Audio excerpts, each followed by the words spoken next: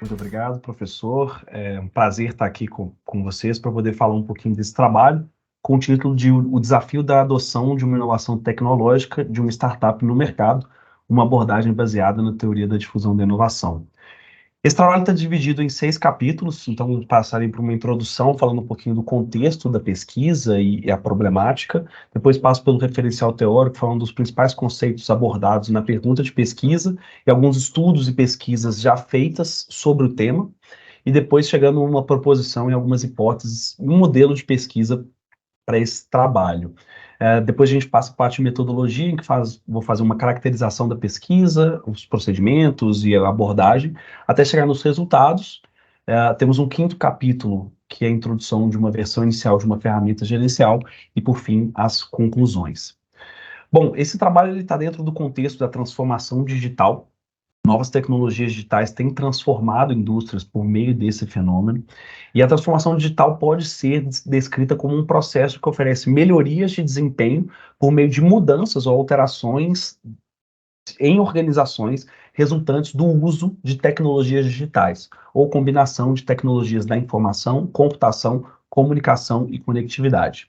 E a transformação digital tem diversas vantagens para quem usa a tecnologia. Então, automação de processos, melhoria de performance, redução de custos, crescimento, entre outros, são algumas das vantagens que já foram demonstradas da transformação digital. Mas além das vantagens de quem usa a tecnologia digital, existem aí também as empresas nascentes de base tecnológica que entram nesse contexto como provedoras de tecnologias digitais. Entre elas estão as startups. Um desafio que existe nesse contexto é que alguns setores industriais são tipicamente tardios em adotar inovações ou novas tecnologias, chamados setores retardatários. E com isso eles postergam oportunidades. Já do lado dos provedores da inovação, no caso de startups, essas são empresas que inerentemente são negócios de alto risco e uma grande chance de fracasso, de não se conseguirem se tornar uma grande empresa. Então, nesse sentido, quando não ocorre uma difusão bem-sucedida da inovação, existe um custo de oportunidade grande de setores econômicos e um risco enorme de fracasso de startups que estão de provedoras de tecnologias digitais. E aí, nesse contexto, entra o processo de difusão da inovação, que é o processo da qual uma inovação ela é comunicada por canais ao longo de um período de tempo para membros de um sistema social. A fase final dessa difusão da inovação é a adoção. E aí existe, então, uma tradição de pesquisa em difusão da inovação, com um amplo arcabouço teórico, e está sendo debatida já há muito tempo, desde 1962. Então, a interpretação dessa literatura, integrada com o recente fenômeno da transformação digital, pode gerar contribuições significativas. Daí vem a questão de pesquisa. Como auxiliar startups que estão inseridas em setores adotantes tardios a acelerar a sua taxa de adoção e, em consequência, aumentar a chance de sucesso e contribuir com a transformação digital desses setores?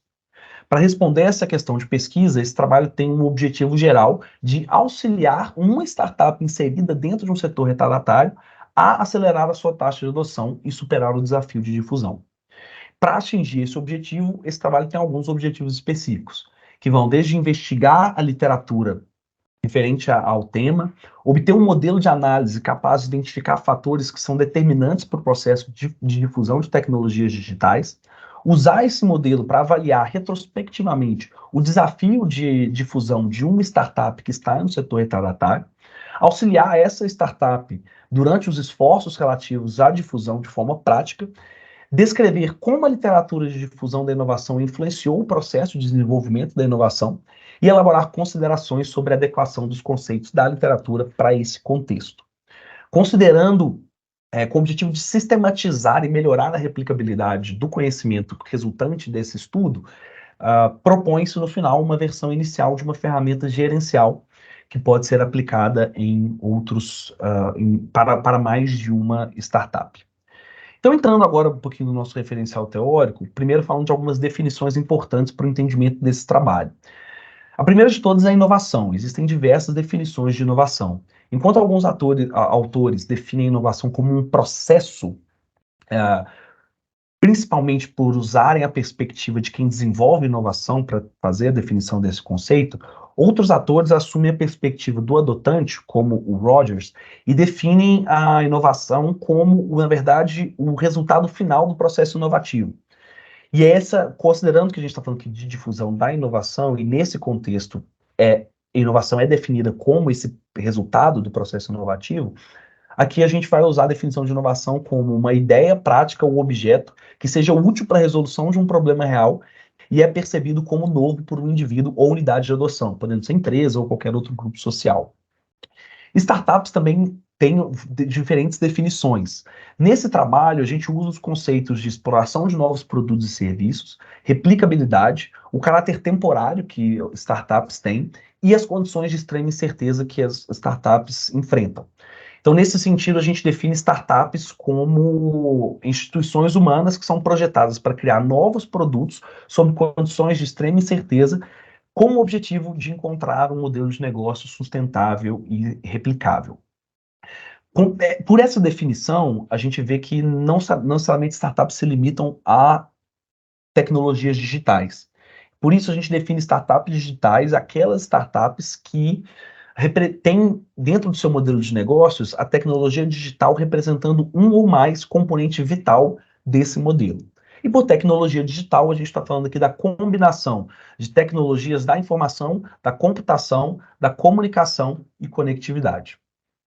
Por fim, quando a gente fala de taxa de adoção, a gente está falando do número de adotantes de uma determinada inovação ao longo de um determinado período de tempo. Uma última definição importante para o trabalho são os setores retardatários. Membros de um sistema social não adotam uma inovação ao mesmo tempo. E Rogers observou que o processo de adoção normalmente apresenta uma distribuição normal. E é possível fazer 5 classificações com base em quão rápido certos grupos de um sistema social adotam uma inovação. Então, os retardatários são os últimos de um sistema social a adotar uma inovação. Normalmente, isso é devido ao contexto que elas estão inseridas, mas pessoas com essas características tendem a tomar decisões com base no que já foi estabelecido, mantêm uma posição bem duvidosa quanto às inovações, passam por um processo longo para tomar a decisão e precisam ter bem certeza de que a ideia não vai falhar antes de adotar. Como a gente está falando nesse trabalho de setores industriais, a gente fala de setores retardatários, são os últimos setores industriais a adotar determinada inovação. Então essas são as principais definições desse trabalho. Seguindo em frente, falando um pouquinho sobre o contexto que ele está inserido. Como eu falei, é um trabalho que está dentro da transformação digital. Essa figura é um recorte de uma figura do Gregory Vial que fala sobre o processo de transformação digital. O importante aqui é que o elemento central do processo de transformação digital é o uso de tecnologias digitais, porque é o uso de tecnologias digitais que permite mudanças nas organizações que têm o objetivo de melhoria de desempenho. Por isso é importante que isso aconteça para que a transformação digital ocorra. Olhando de uma forma mais próxima, né, dando um zoom aqui no uso de tecnologias digitais, para que ela aconteça, precisa ter alguém provendo inovações ou tecnologias digitais e uma organização que adote essas tecnologias. Então, quando a gente está falando de setores retardatários, a gente está falando de organizações que tendem a demorar ou não adotar tecnologias digitais.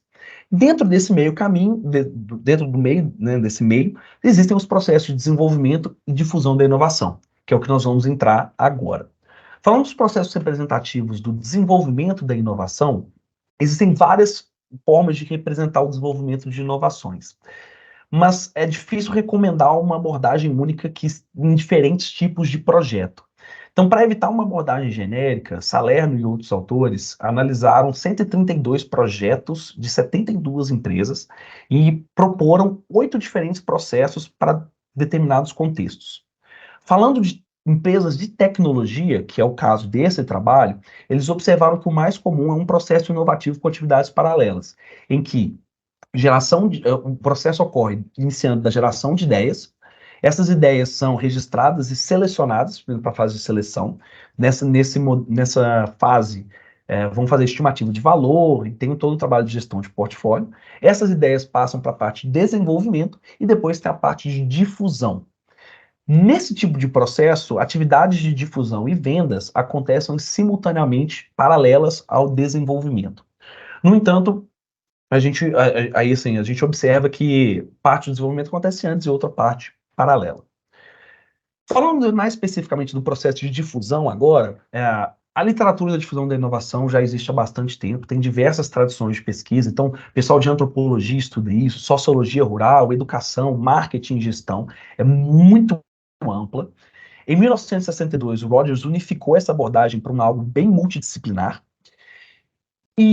mas mesmo assim, dentro da difusão, da teoria da difusão da inovação, existem diversos tipos de pesquisa. Entre elas, existe a pesquisa da taxa de adoção de diferentes inovações em um sistema social. É o único tipo de pesquisa que tem como unidade de análise as inovações, como é o caso daqui. Por isso faz sentido a gente aprofundar nesse tipo de pesquisa. Essas pesquisas têm características analíticas retrospectivas. Então, o que elas fazem? Elas estudam inovações que já foram difundidas.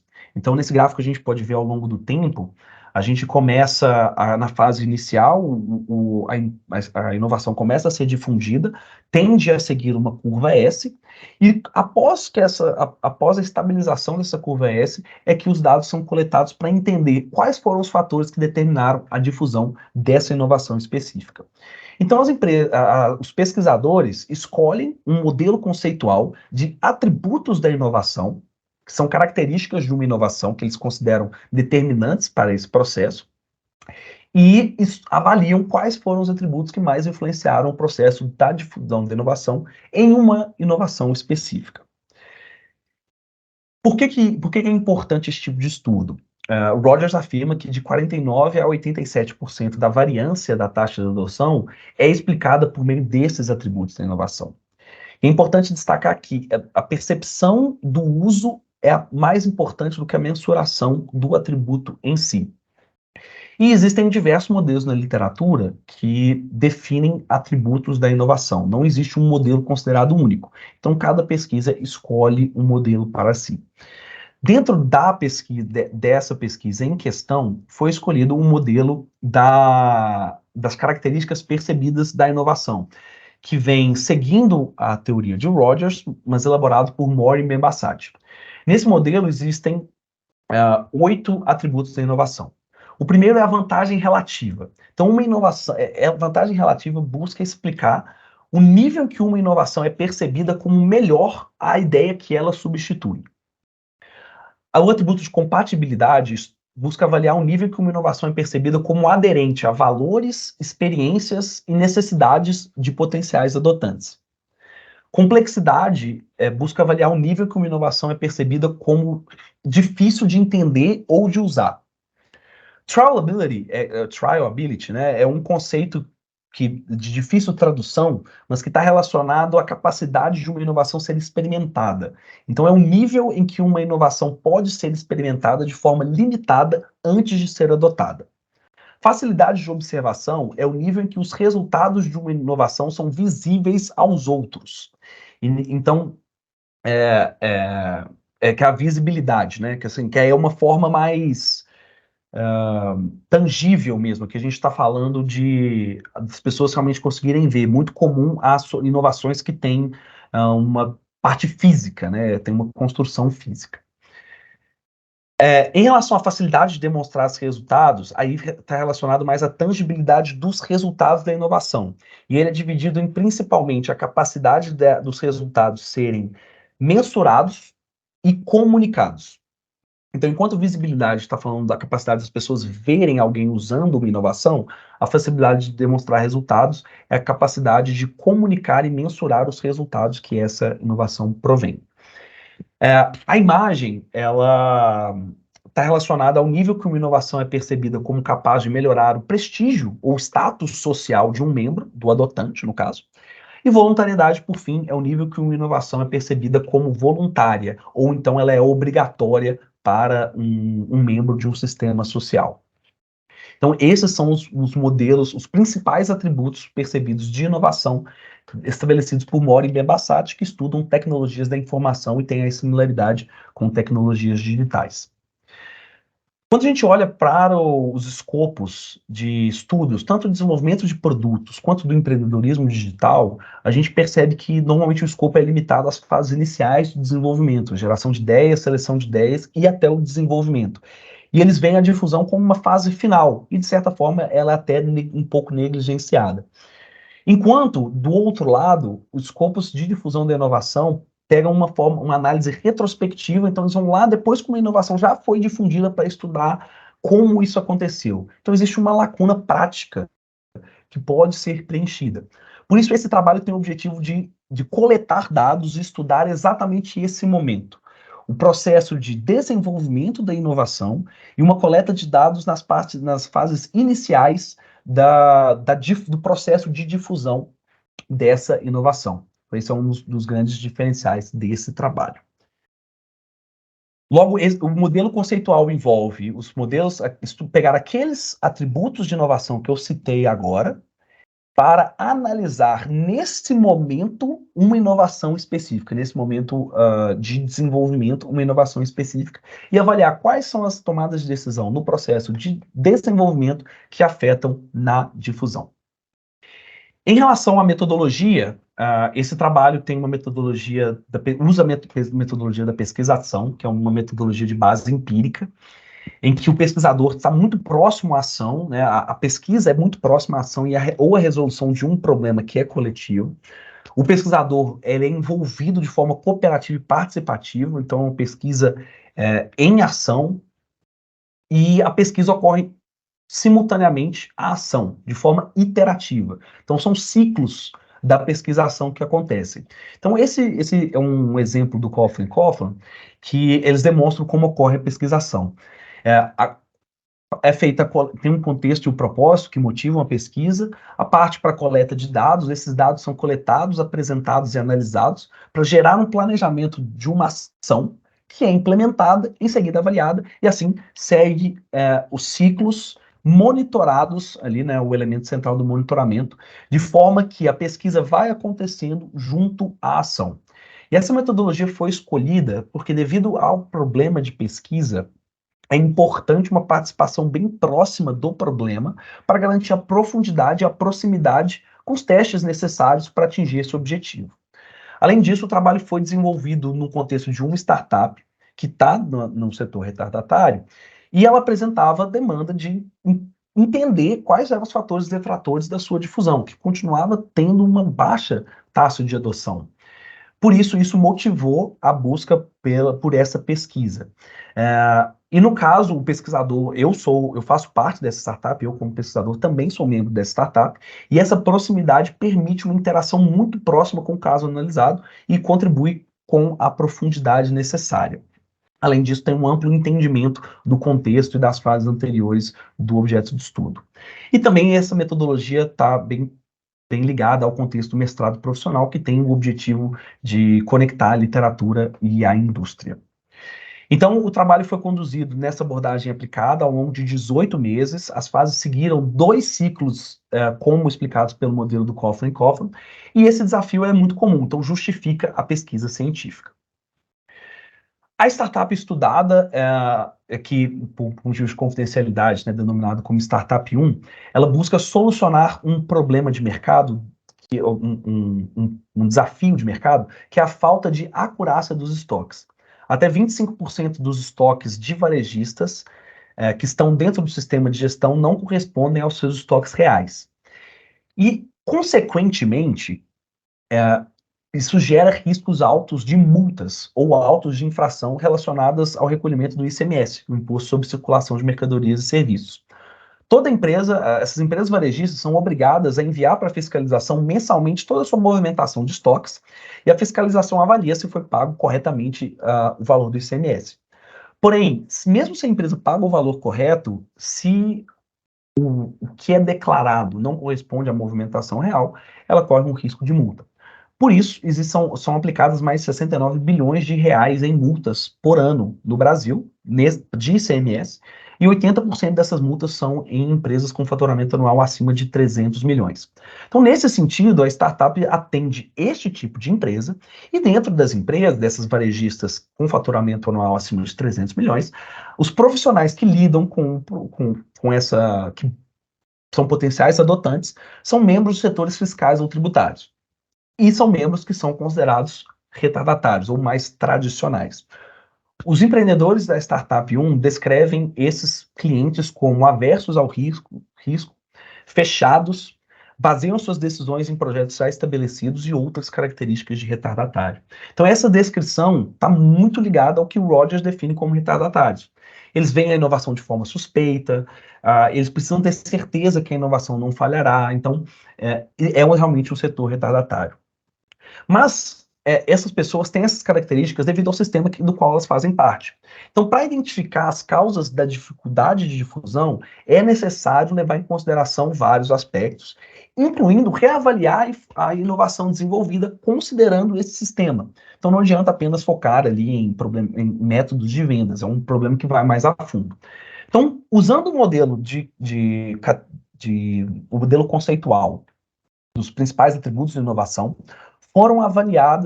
foi avaliada a inovação da Startup 1. Ao longo do período de pesquisa, foram criadas 4 versões diferentes e foram feitos 2 pivôs de segmento de clientes, que eu vou comentar um pouco mais na frente. Então, inicialmente, como funciona a solução da Startup 1? Para evitar um risco de multa, as empresas elas precisam corrigir as informações dos últimos 5 anos, porque a empresa ela pode tomar uma multa relacionada a qualquer momento dos últimos 5 anos. Então a empresa desenvolveu um software que pegava toda a documentação fiscal e cruzava com os estoques da empresa para descobrir distorções e corrigir essas distorções. Então, como funcionava? O cliente, pelo formato do cliente, o cliente ele não gostaria de usar um novo software. Por isso o software era de uso da Startup 1 e o cliente apenas fazia o envio e recebimento de informações. Então, como funcionava na primeira versão? O cliente envia os documentos fiscais dos últimos 5 anos para a Startup 1, usando o software, tecnologia digital desenvolvida. Essa empresa reconstruía a movimentação e corrigia todas as distorções que poderiam ter nesses arquivos, gerando uma nova documentação, de forma que essa documentação deixava a empresa segura para não sofrer novas multas. Ao longo desse processo, também eram feitas reuniões para adequação de processos internos. No entanto, foi observado que esse tipo de solução apresentava alguns fatores detratores com base no modelo conceitual dos atributos. Em relação à vantagem relativa, apesar de ter uma vantagem relativa considerada pelos empreendedores como significativa, o resultado não era imediato. Como uma inovação preventiva, ela passou, não era o potencial adotante não sabe quando acontecerá e qual será o tamanho do retorno sobre o investimento. Com isso, quando a gente fala de facilidade de demonstrar resultados, o resultado é difícil de ser mensurado. Além disso, o serviço não era muito compatível às experiências que os potenciais adotantes tinham, era um modelo bem diferente. E para enviar essas informações confidenciais, era algo que não era muito compatível às normas das empresas que esses potenciais adotantes estavam inseridos. Além disso, em termos de capacidade de experimentar, existia até um modelo de experimento, mas ele não era capaz de oferecer a proposta de valor por completo. E ainda, a imagem do cliente era prejudicada caso outros membros do sistema social, seja dentro da empresa ou fora, descobrissem que estavam usando essa inovação, porque não é visto como de boa forma você receber uma multa, um auto de infração. Em relação à visibilidade e voluntariedade, o produto é majoritariamente software e foi visto como uma adoção voluntária. Considerando isso, foi feita uma mudança no modelo da empresa. Então, ao invés de tratar com os 5 anos, foi criada uma nova versão chamada monitoramento, em que o cliente acompanhava mensalmente as suas informações. Como funcionava? O cliente gerava os arquivos fiscais, enviavam para a Startup 1, a Startup 1 então realizaria todos os cruzamentos das informações e mapeando as distorções, informava isso para o cliente e o cliente poderia fazer o alinhamento ali e adequação dos processos para evitar potenciais riscos. No entanto, essa versão também não demonstrou uma boa taxa de adoção. Ela, na verdade, não chegou a ser vendida. Isso porque os principais atributos se mantiveram. Então, apesar de aumentar um pouquinho a capacidade de experimentar por meio do Trialability, todos os outros fatores detratores se mantiveram ao longo desse processo. Por isso, a startup teve que fazer uma nova versão, que é a versão 3, chamada Defesa de Autos de Infração. Nessa versão, a Startup 1 começou a focar em empresas que já haviam sofrido uma multa, estavam com uma multa no momento de contato. Então, as empresas enviavam a documentação, a Startup 1 fazia o cruzamento e demonstrava para a fiscalização que não houve nenhum prejuízo para o erário do Estado. E esse foi um modelo que teve uma ampliação grande aí da taxa de adoção. Isso porque o retorno passou a ser em curto prazo, começou a ser mais compatível, ficou mais fácil de entender, e o resultado passou a ser mensurável e comunicável, e, e apesar de ter diminuído a trialability, todos esses fatores fizeram com que a difusão, a taxa de adoção aumentasse. Porém, a startup passou por outra dificuldade, que era de encontrar quais empresas tinham uma defesa de autos de infração. Daí, criou-se a versão 4, que é a mesma solução de antes, mas vendida para escritórios de advocacia, porque eles já tinham conhecimento das empresas que foram multadas. E esse também foi um trabalho que foi avaliado com facilidade de difusão. Por fim, foi feito outro pivô também de segmento de clientes, porque foi identificado que esse mesmo problema afeta também áreas de prevenção de perdas. E também foi avaliado que, pelos empreendedores, que esse tipo de modelo também traria bons resultados com base nos atributos da inovação. Resumidamente, o caso mostrou que apresentar vantagem relativa não é uma garantia de ampla difusão, a versão 1 tinha uma vantagem relativa, mas todos os outros fatores mostravam que eram detratores. Então, esses fatores determinantes, eles são decididos durante o processo de desenvolvimento da inovação, então é importante ter uma abordagem integrada entre a literatura de difusão e o processo de desenvolvimento. Depois que houve uma avaliação, deu para ver que a primeira versão da Startup 1 não era propensa a difundir. Então, foram feitas mudanças e que geraram um aumento na taxa de adoção dessa empresa. Com o objetivo, né, de expandir o conhecimento para outras startups, além da Startup 1, foi concebida uma proposta de ferramenta gerencial denominada Radar da Difusão da Inovação. E foram elaboradas 3 versões testadas com a Startup 1 até o momento de finalização do trabalho. Segundo o Farrukh e Probert, as ferramentas precisam ter robustez teórica, então por isso a gente fez toda a revisão teórica, precisam ser econômicas e práticas, então é necessário ter um uso prático de coleta de dados, e precisam ser facilmente integradas a outros frameworks, além de ser flexível. Então essa ferramenta ela é composta por 3 elementos. O primeiro é de instruções e definições, essa é uma imagem apenas ilustrativa, mas tem a definição de qual é a inovação e o público-alvo. Assim passa por uma parte de afirmações e escalas, em que os empreendedores da startup preenchem se concordam totalmente ou discordam totalmente em uma escala Likert de 7 pontos, para avaliar cada atributo da inovação. Então, são 19 afirmações na última versão, divididas nos atributos da inovação. E isso resulta em um gráfico de radar. Então, aqui estão os empreendedores da Startup 1 preencheram, né, participaram dessas 3 versões, e aqui a gente consegue ver, como resultado, cada eixo do radar corresponde a um atributo da inovação, e a gente vê aqui que o produto de correção de 5 anos, de fato, tinha alguns fatores detratores. O trabalho de monitoramento, apesar de trabalhar bem a trialability e uma facilidade de demonstrar resultados, não melhorou muito os outros atributos, enquanto o trabalho de defesa de autos de infração mostrou uma significativa melhora em quase todos os outros atributos, tirando a trialability, mas que não demonstrou ser um problema para a difusão. E o trabalho de prevenção de perdas foi o melhor avaliado em geral em relação aos atributos pela perspectiva dos sócios. Então, essa pesquisa teve o objetivo de auxiliar uma startup inserida no setor retardatário a acelerar sua taxa de adoção. Para isso, foi escolhido abordar de forma integrada as temáticas de desenvolvimento de tecnologias digitais e difusão da inovação. Foi elaborado um modelo conceitual e esse modelo orientou mudanças nos serviços da startup que resultaram em melhorias da taxa de adoção. As decisões tomadas ao longo do processo de desenvolvimento afetam o processo de difusão. E no final a gente foi proposta uma versão inicial de uma ferramenta gerencial, que é a RDI, o Radar de Difusão da Inovação, que, usando por meio de uma autoavaliação na Startup 1, os empreendedores disseram que foi possível visualizar quais atributos da inovação podem ser melhor trabalhados para melhorar a taxa de adoção. E foi realmente foi destacado pelos empreendedores uma reflexão positiva do uso dessa ferramenta. Em relação às limitações de estudo, o tempo de pesquisa, essa ferramenta faz sentido. O tempo de pesquisa foi limitado pela natureza da startup para afirmar que a startup realmente superou o desafio. Então, houve uma melhora da taxa de adoção, mas existem outros fatores aí que podem incluir, então é importante aumentar o tempo dessa pesquisa. O desafio se manifesta de forma diferente em cada caso, então também é importante avaliar outros casos no mesmo contexto.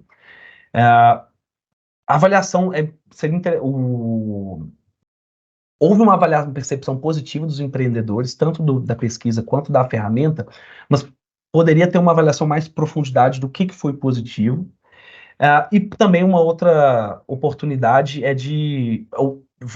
não foi coletada a percepção dos adotantes, né, da inovação acerca das alterações realizadas. Então, considerando tudo isso, uma possibilidade para pesquisas futuras, a gente vê o acompanhamento longitudinal de startups ao longo do processo de difusão, fazendo a coleta em diferentes pontos e vendo a diferença, né, como isso afetou o processo, aplicar a ferramenta em diferentes contextos e também adicionar potenciais recomendações para superar esse desafio à ferramenta do radar da difusão da inovação, dessa forma contribuindo para superar esse desafio em setores retardatários. Muito obrigado.